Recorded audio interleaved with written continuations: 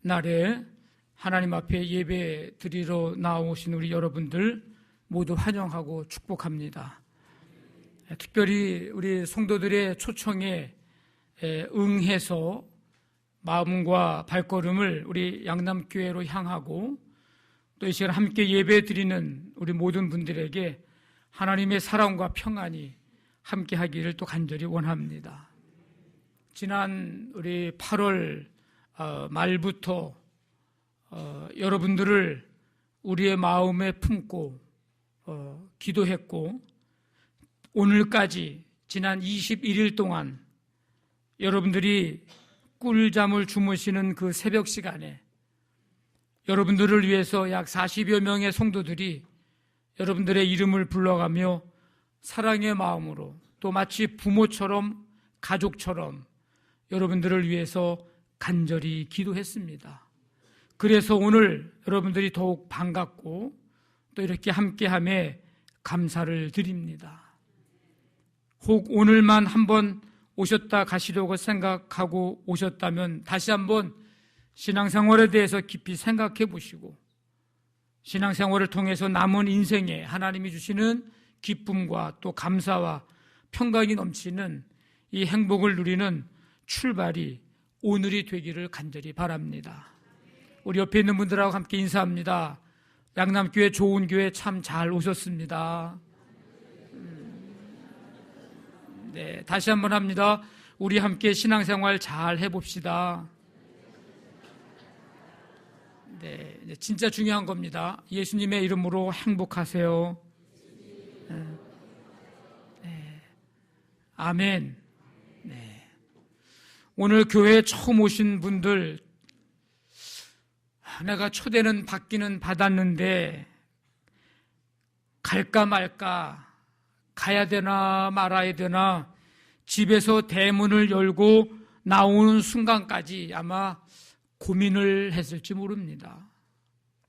그러나 그 초대에 응하는 것을 택하셔서 오늘 이 자리에 계십니다. 잘 선택하셨습니다.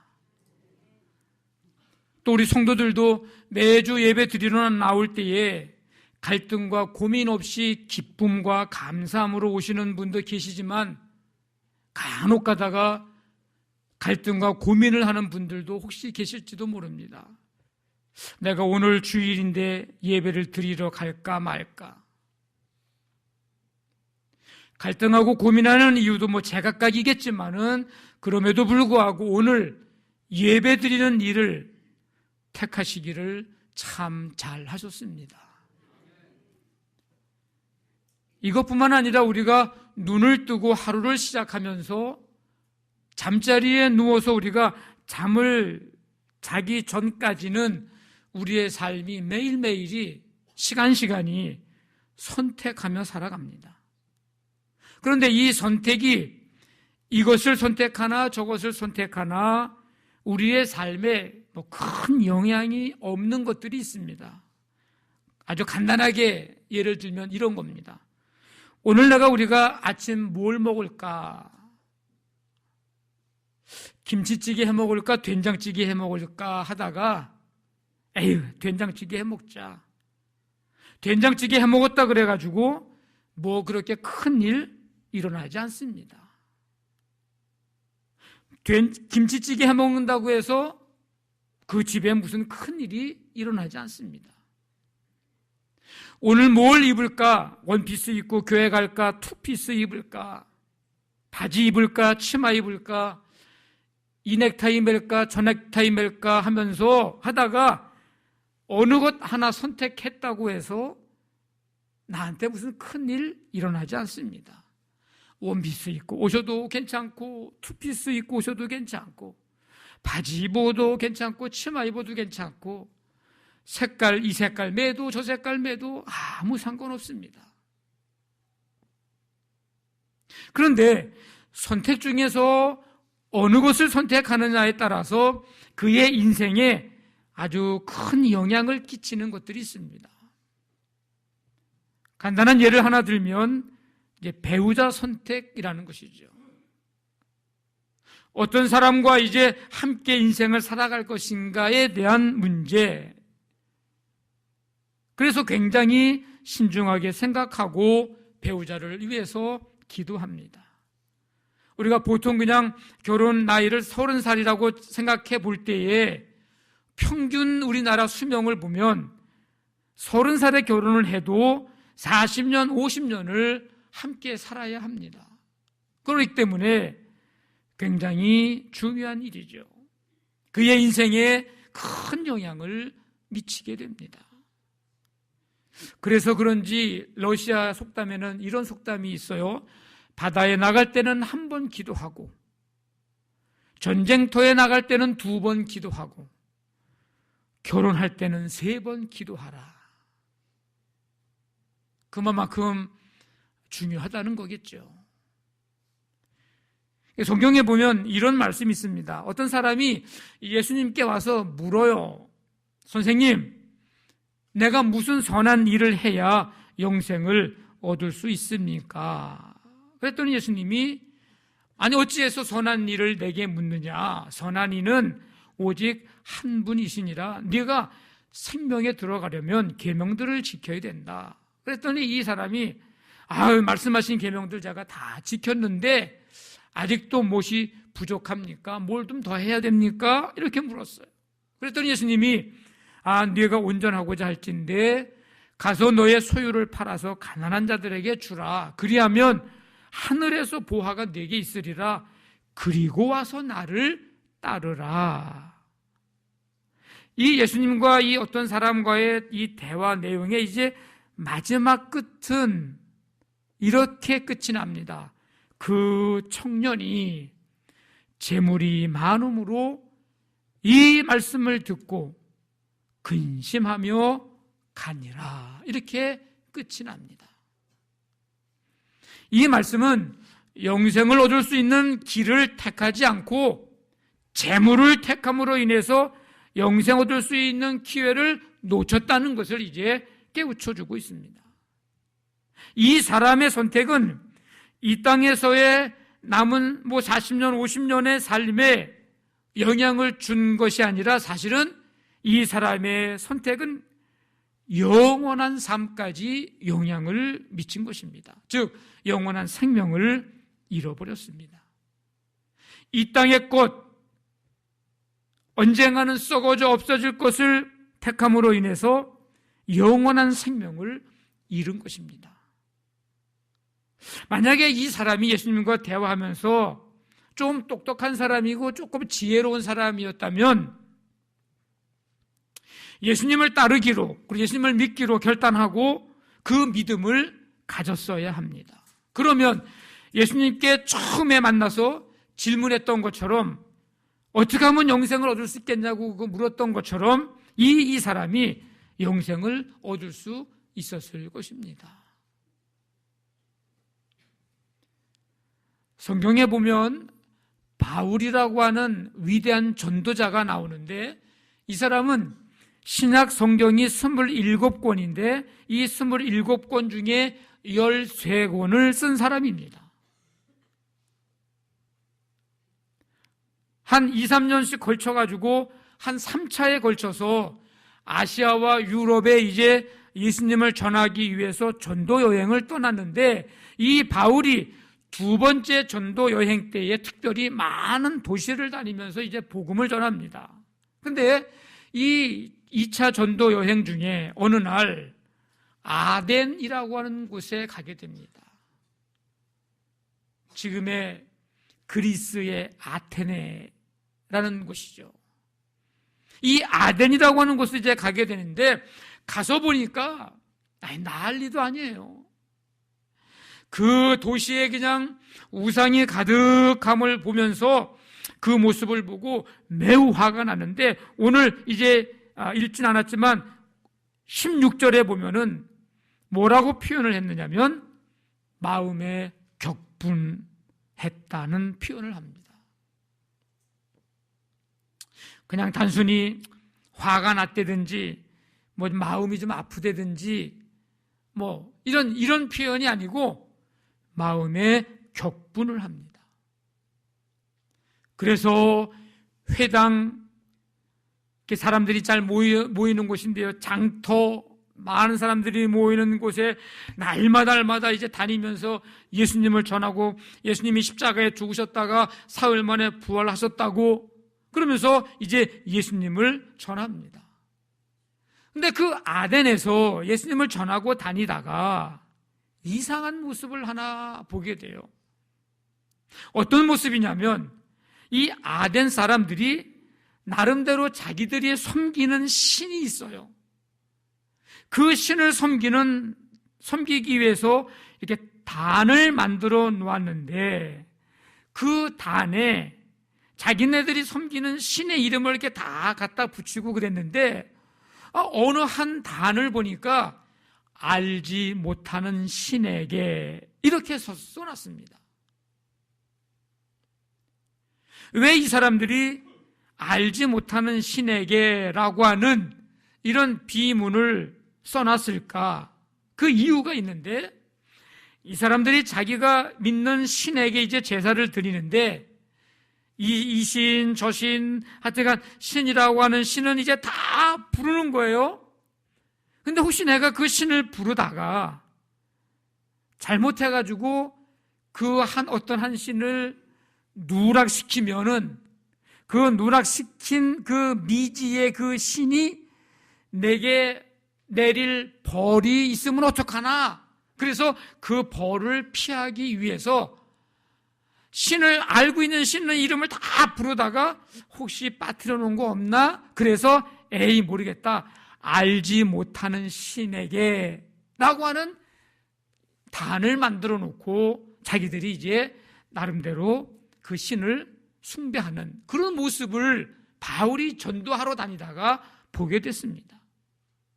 그리고 이 사람들이 알지 못하는 신에게라고 써놓은 또 하나의 이유는, 자기들이 지금 이렇게 축복을 받고 잘되고 뭐 이렇게 살아가는 거는 자기들이 믿고 있는 그 어느 신 때문이라고 생각을 하는데, 혹시 내가 알지 못하는 신이 내게 또 이런 축복을 주고 잘 살게 해주는데, 내가 이름을 빼놓고 내가 얘기해서 이 신이 또 화를 나에게 내리면 어떡하나? 그래서 애따 모르겠다, 그래서 알지 못하는 신에게라는 단을 만들어 놓고 거기서 또 그 신을 숭배한 것입니다. 이 바울이 볼 때, 예수님을 전하고 지금 전도하고 다니는 이 바울이 볼 때 참 기가 막힌 그런 장면을 지금 보게 된 거예요.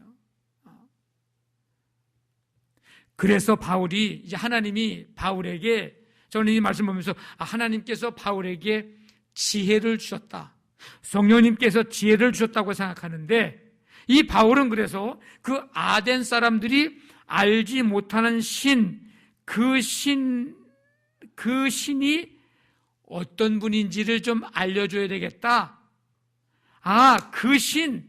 그래서 이 바울이 아레오바고라고 19절에 나오는데, 아레오바고라고 하는 곳에 이제 서서, 당신들이 지금 알지 못하는 신에게라고 써놨는데 내가 그 신에 대해서 내가 가르쳐 주겠다고, 아레오바고라고 하는 곳에 서서 이제 가르쳐 줍니다. 이제 성지순례를 혹시 그리스 쪽으로 가시는 분들은 파르테논 신전 밑에 이 아레오바고라고 하는 곳이 있어요. 예, 거기를 가게 됩니다. 가면 이제 가이드가 알려줄 거예요. 여기가 사도 바울이 오늘 본문에 나오는 이 아덴 사람들에게 하나님 복음을 전했던 그 장소, 그곳, 그 지역, 그게 바로 여기라고, 아레오바고라고 이제 가르쳐 주게 돼요. 저도 전에 갔을 때 그곳에 서서 이렇게 좀 설교하는 이렇게 제수처를 좀 취해봤던 기억이 있습니다. 아레오바고. 23절에 거기에 서서 바울이 지금 뭘 얘기합니까? 자, 뭐라 그래요? 내가 두루 다니며 너희가 위하는 것을 보다가 알지 못하는 신에게라고 새긴 단도 보았으니, 그런즉 너희가 알지 못하고 위하는 그것을 내가 너희에게 알게 하리라. 아덴 사람들에게 너희들이 지금 그렇게 찾고 섬기는 알지 못하는 그 신이 누군지 아느냐? 그 신이 바로 하나님이다 전하고 있는 겁니다. 바울이 전하는 그 하나님이 어떤 분이신가? 오늘 말씀해 보니까 하나님은 온 세상 만물을 창조하신 분이십니다. 24절에 보니까 바울이 뭐라 그래요? 그 아레오바고에 서서 우주와 그 가운데 있는 만물을 지으신 하나님께서는 천지의 주제시니, 만물을 지으신 하나님, 천지 만물을 창조하신 하나님, 그 하나님이 그 천지의 주제가 된다. 이 주제는 주인이 되고 다스린다, 그런 뜻입니다. 성경의 곳곳에 보면 하나님이 우주 만물의 창조자이심을 가르쳐주고 있는데, 창세기 1장 1절, 성경 맨 처음 시작하는 1장 1절에 보면 태초에 하나님이 천지를 창조하시니라. 그러면서 이제 빛서부터 해서 사람까지 창조하시는 내용이 쭉 기록이 되어 있습니다. 하나님이 온 세상 만물을 창조하셨는데, 이 온 세상 만물에는 바로 저와 여러분 한 사람 한 사람도 다 포함이 됩니다. 다 포함이 돼요. 해와 달과 별과 이 모든 것들을 다 지으셨는데, 우리도, 여러분들도 하나님께서 다 만드셨어요. 네. 놀라운 것은, 혹시 여러분 놀라지 마십시오. 네, 준비를 하십시오. 놀라운 것은 세상에 지금 인구가 75억인데 75억 인구 중에 나밖에 없다는 것입니다. 네. 안 놀라시네? 여러분이 세계 여행 다니면서 나랑 똑같은 사람이 있나 한번 찾아봐요. 평생 한번 찾아다녀봐요. 없어요. 75억 인구 중에 나밖에 없어요.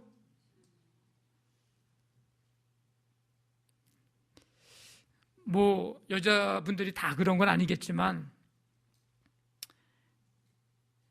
어느 백화점에 가가지고 기가 막힌 옷을 내가 봤어요. 이게 한 100만 원 되는 옷이야. 이게 그 주인이, 그 옷 파는 사람이, 이거는 우리나라에 이거 하나밖에 없는 거라고, 예를 들어서 가지고, 그래? 그럼 100만 원 주고 샀어요. 근데 그날 주일날 입고 왔는데, 보니까는 다른 사람이 똑같은 거 입고 왔어. 그러면 기분 나쁘다며요.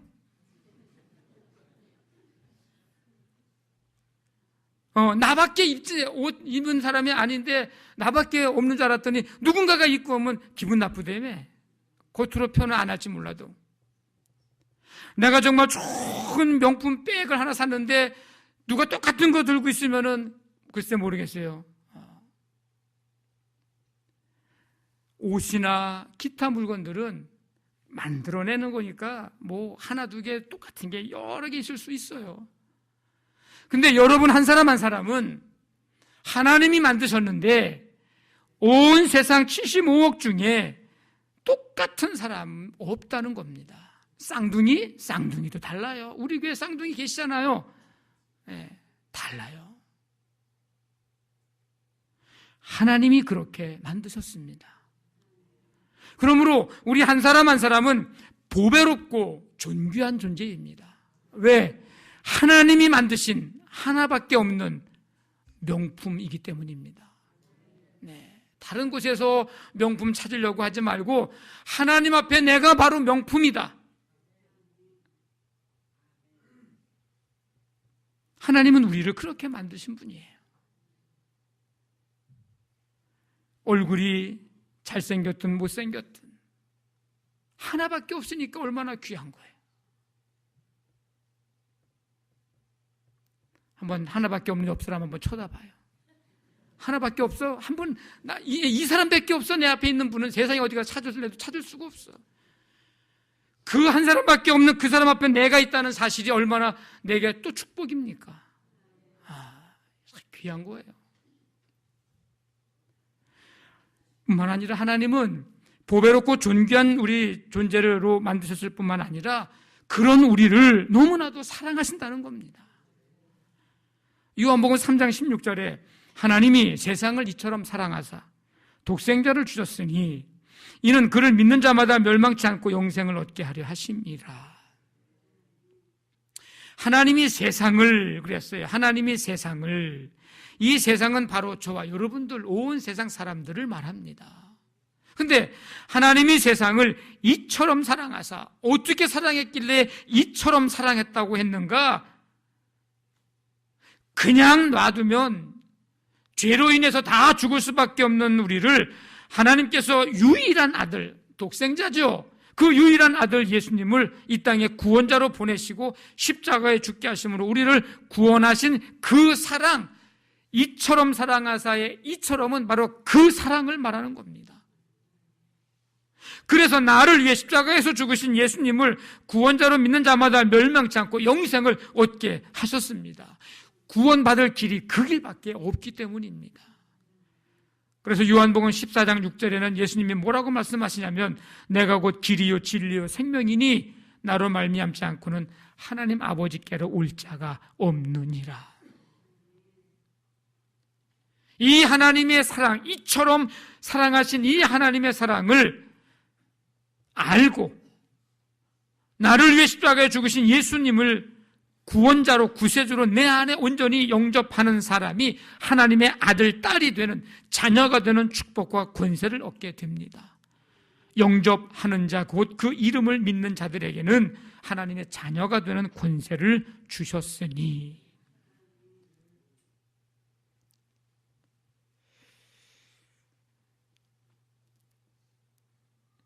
이 땅에는 하나님이 아닌 헛된 것을 신으로 여기는 사람들이 많습니다.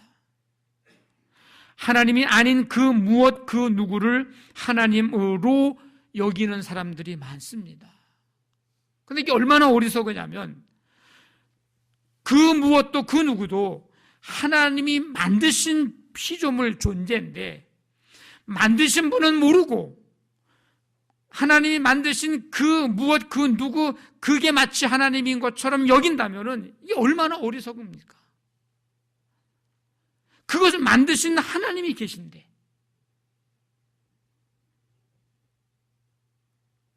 만약에 하나님이 아닌 그 누구와 그 무엇을 하나님으로 여긴다고 한다면 그건 잘못된 것을 선택한 것입니다. 진짜가 아닌 가짜를 선택한 겁니다. 길이 아닌 길, 길이 아닌 길, 그 길을 선택한 겁니다. 진리가 아닌 비진리를 선택한 겁니다. 생명이 아닌 멸망을 선택한 것입니다. 여러분, 우리 인생은 철학자 사르트르라고 하는 사람의 말을 빌려서 얘기하자면 인생이 뭐냐?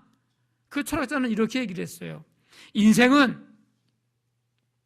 영어로 B와 B, A, B, C, D 할 때 B, B와 D 사이에 C이다 이렇게 얘기를 했습니다. 인생은 B는 뭐냐? birth, 탄생, 출생. D는 death, 죽음. 인생이란 뭐냐? 출생과 죽음 사이에 C, 초이스, 선택이다 이렇게 얘기를 했습니다. 우리 인생은 매일매일이 선택하는 삶입니다. 그렇다면 이제 우리가 하나님을 믿고 믿음으로 살기를 선택해야 합니다. 이제 우리 양남교회에서 신앙생활 하기를 선택하시기를 바랍니다. 이왕 신앙을 갖기를 원한다면 하나님이 만드신 그 무엇을 믿는 게 아니라 그것을 만드신 하나님을 믿어야지. 온 세상 만물을 창조하신 하나님, 우리를 하나밖에 없는 보배롭고 존귀하게 창조하신 하나님, 우리 위에 독생자 예수 그리스도를 십자가에서 죽게까지 하신 그 하나님, 그 사랑의 하나님을 믿기로 이 시간 결심하고 택하시기를 바랍니다. 그렇다면 여러분이 이 세상에 태어나서 지금까지 살아오는 수많은 시간 인생 속에서 셀 수 없는 수많은 선택을 하면서 지금까지 왔는데 그 선택 중에 가장 놀라운 선택, 가장 복된 선택, 가장 후회하지 않을 선택을 하는 것이 될 것입니다. 오늘 참 잘 오셨습니다. 오늘 이 자리에 함께 예배하는 여러분들 한 분 한 분과 가정, 사업장, 직장, 여러분들의 자녀들 삶 속에 하나님의 크신 축복이 함께 하시기를 바라고, 오늘의 여러분들의 선택이 여러분들의 영원한 삶을 시작하는 전환점, 그리고 출발하는 출발점 되기를 주님의 이름으로 간절히 축원합니다. 아멘.